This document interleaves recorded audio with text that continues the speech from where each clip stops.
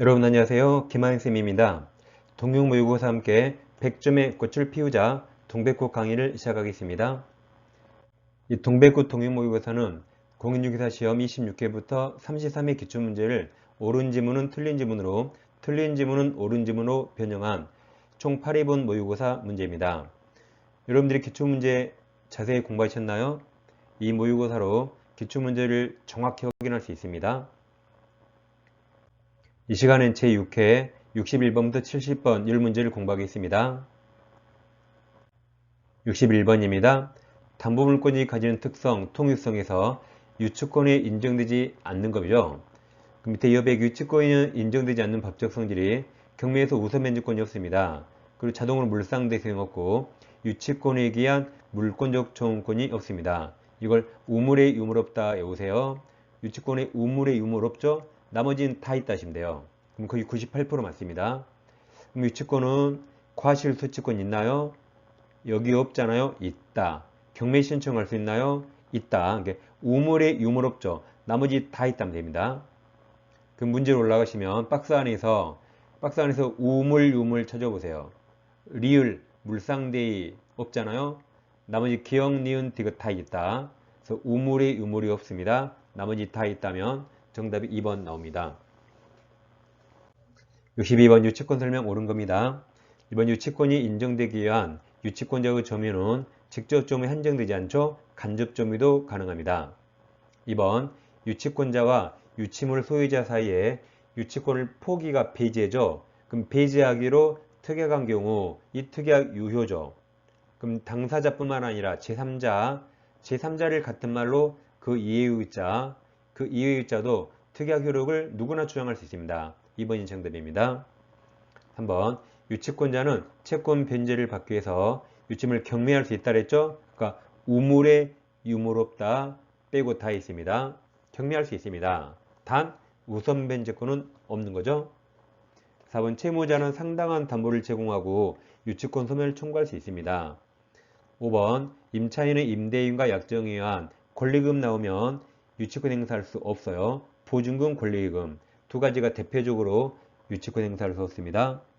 그래서 권리금 반환 채권으로 임차 건물의 유치권 행사할 수 없습니다.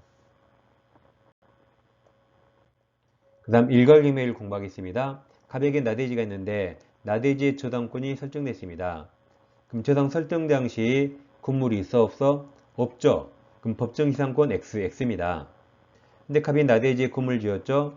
근데 저당권자가 돈을 못 받아서 저당물인 토지경매에서 의리 경락받았습니다. 지상의 각 건물 법정시상권 발생하지 않습니다. 그럼 건물이 철거될 운명이죠. 자, 그런데 잘 보세요.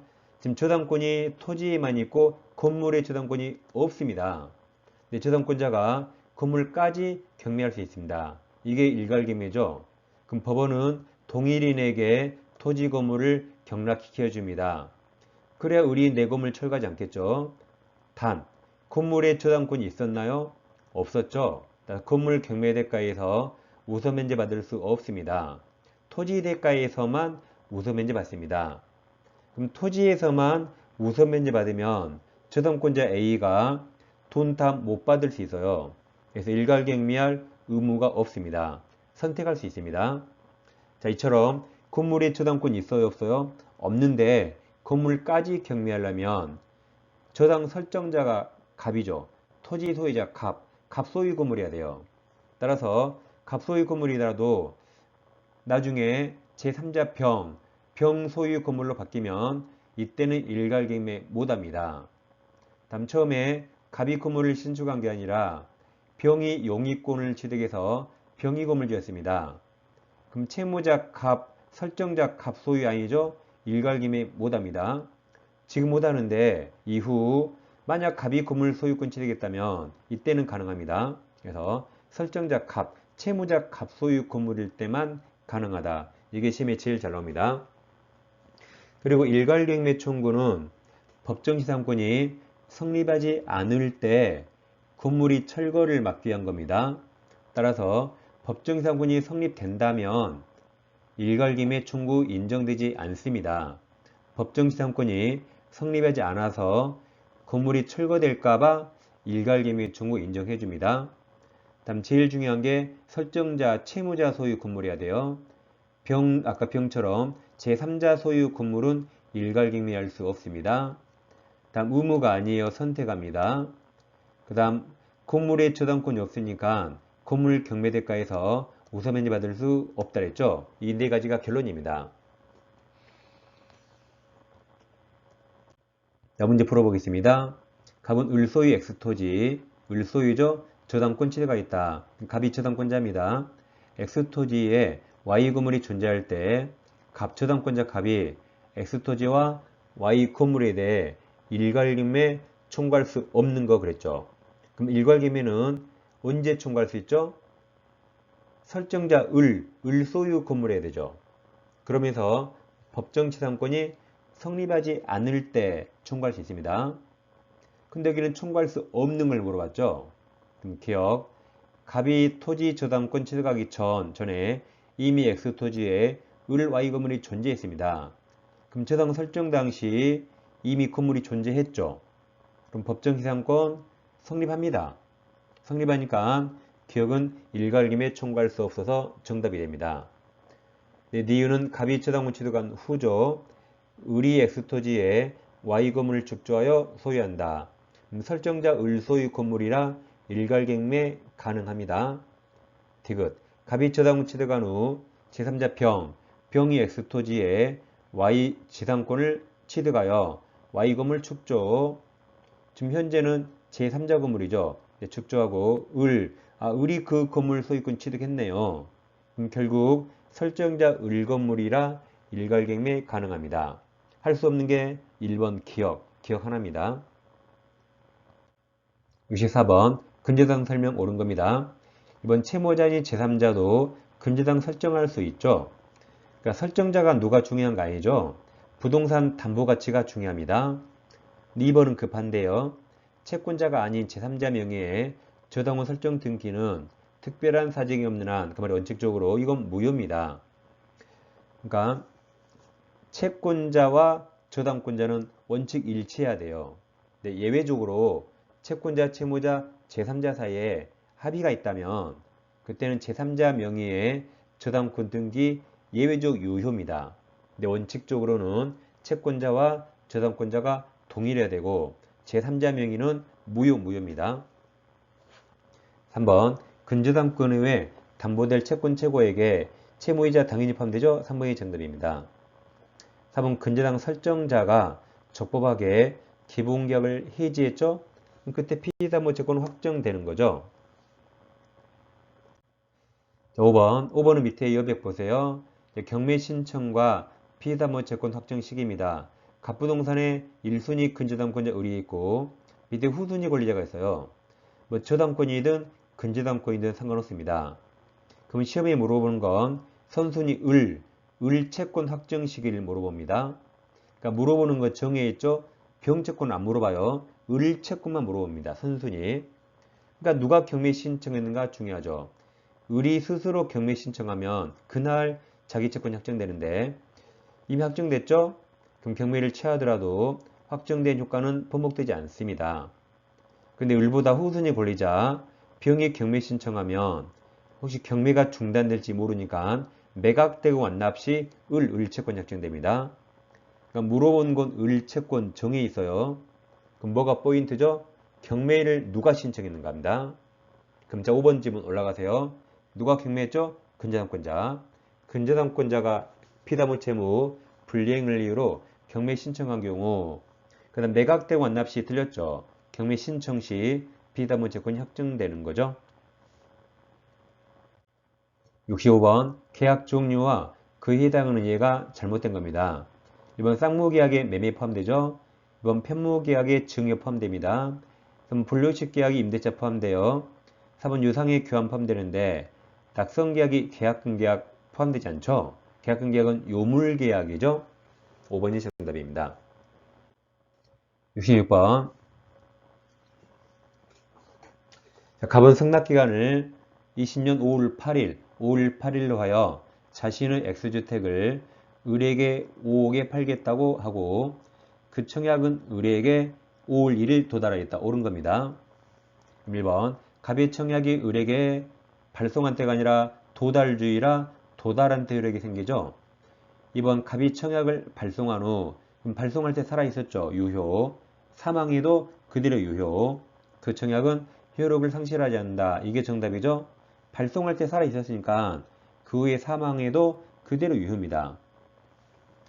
3번 갑이 을에게 5월 8일까지 이의가 없으면 승낙한 것으로 본다고 표시한 경우 그럼 갑이 청약적 갑이 뭐라고 말하든 을은 개무시하면 되죠. 개무시하면 됩니다. 그래서 을은 갑의 말에 구속당하지 않아요. 그래서 아랫줄에 을이 그 기간까지 이유하지 않으면 개무시하면 되죠. 계약 성립하지 않습니다. 청약적 갑이 뭐라고 말하든 을은 개무시하면 되고 계약 성립하지 않습니다. 4번 을이 5월 15일 승낙한 경우 그럼 연착된 승낙이죠.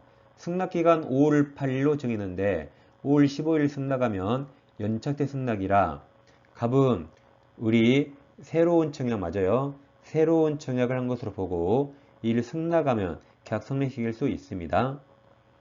5번 을이 5억 원을 5천만 원으로 잘못 읽어 미쳤죠? 미쳤어요. 뭐 하려고 5천 읽어요? 그냥 50만 원으로 읽지. 그 다음 5월 8일 갑에게 5천만 원에 매수한다는 승낙이 도달하면 당연히 성립하지 않죠. 미쳤습니다. 정답은 2번입니다. 67번 동시관계 있지 않는 겁니다.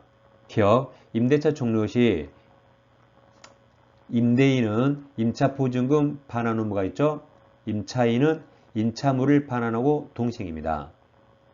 니은 피담의채권을 변제할 의무 돈 변제하는 게 선의행이죠.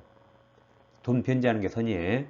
그럼 채권자가 근저당권 설정 등기 말소하는 게 후행으로 동시행 아닙니다. 디귿 매도인의 토지거래허가 신청 절차에 협력할 의무 이게 선의행이죠. 그러니까 허가 협력해서 유효가 먼저 돼야겠죠. 그리고 그 뒤에 매수인이 매매대금 지급하는 거죠. 이것도 동시행이 아닙니다. 뭐 리을은 가끔씩은 나오는데 자 리을 토지 임차인이 건물 매수 청구를 행사했죠. 그럼 이게 지상물 매수 청구 행사했죠. 그럼 무슨 계약이 성립하죠? 매매계약이죠. 그럼 매매계약은 당연히 동시행관계죠. 뒤에 읽을 필요 없어요. 당연히 동시행관계입니다. 그래서 그 뒤에 토지 임차인은 이제 매도인이 됐죠. 건물 인도 및 소유권 이전 등기 의무와 토지 임대인이 매수인의 건물 대금 지급 당연히 매매라 동시행입니다. 정답은 4번입니다. 68번 쌍무계약상 위험부담 옳은 겁니다. 1번 계약 당사자는 위험부담에 관해서 민법 규정과 달리 정할 수 있죠. 위험부담 임의 규정이죠. 2번 채무자의 책임 있는 사유로 후발적 불능이 발생한 경우 위험부담 의무가 적용되지 않는다. 맞았죠? 채무자에게 책임 있으니까 위험부담이 아니라 채무불능입니다. 3번 매매 목조물이 이행기 전에 강제 수용된 경우 매수인이 대상 청구권 행사하면 자 그럼 매수인이 대상 청구 행사하면 매수인 자기도 줄권 줘야겠죠. 그래서 매도인은 매매대금 지급 청구할 수 있습니다. 4번 채권자 수령 지체 중 그럼 채권자가 책임자겠죠. 채권자가 지체했으니까 책임자래요. 그 다음 당사자 모두에게 책임 없는 사유로 불능이 된 경우 채무자는 상대방이 채권자죠. 이행 청구할 수 있다. 최초 잘못을 채권자가 했으니까 책임져야 됩니다. 5번 당사자 일방 채무가 채권자 책임 있는 그럼 책임자지. 책임져. 책임 있는 사유로 불능이 되면 채무자는 상대방이 채권자죠. 돈 달라고 이행 청구할 수 있습니다. 정답은 2번입니다. 69번 갑은 자신의 X부동산을 을에게 매도하면서 대금 채권을 제3자 병에게 기소시키기로 하고 대금 지급과 동시에 소유권 이전 등기해주기로 했다. 그 제3자 병은 을에게 수익의사 표시하였다. 틀린 겁니다. 그러니까 제3자를 위한 계약이죠. 문제 첫 번째 줄에서 갑은 X부동산을 을에게 매도했죠. 근데 돈 받을 대금 채권을 병에게 기속시키기로 했죠. 그러니까 이게 병을 위한 제3자를 위한 계약이죠. 그리고 병이 수익의사합시도 했습니다. 틀린 겁니다. 1번. 갑과 을은 특별한 사직금리는 계약을 합의로 해지할 수 없죠. 병이 수익의사합시 했으니까 합의로 해지나 소멸시킬 수 없습니다. 2번. 을이 대금 지급을 불이행하면 병은 계약 당사자 아니라 병이 계약 해지할 수 없습니다. 해지는 갑이 하죠. 그게 3번입니다. 갑이 을의 채무 불이행을 이유로 계약을 해지한 경우 병은 을에게, 그럼 병은 돈 받을 수 있었지만 을에게 못 받았죠. 그럼 손해배상은 청구할 수 있습니다. 그러니까 병이 해지를 못해요. 근데 병은 손해배상은 청구할 수 있습니다. 4번. 갑이 소유권 이전 등기를 지체한 경우 갑이 누구에게 지체했죠? 을에게 지체한 거죠. 그럼 을도 돈 안 줘야죠. 그래서 을은 병에 대한 대금 지급을 거절할 수 있습니다. 5번. 을이 갑의 채무 불이행을 이유로 계약을 해지한 경우 을은 이미 지급한 대금 반환을 병에게 청구할 수 없습니다. 그러니까 을이 병에게 대금을 지급했죠? 근데 해지가 되면 갑에게 받습니다. 계약도 갑, 원상회복도 갑입니다. 그래서 병에게 돈 줬더라도 누구한테 받아요? 갑에게 받습니다. 정답은 3번입니다.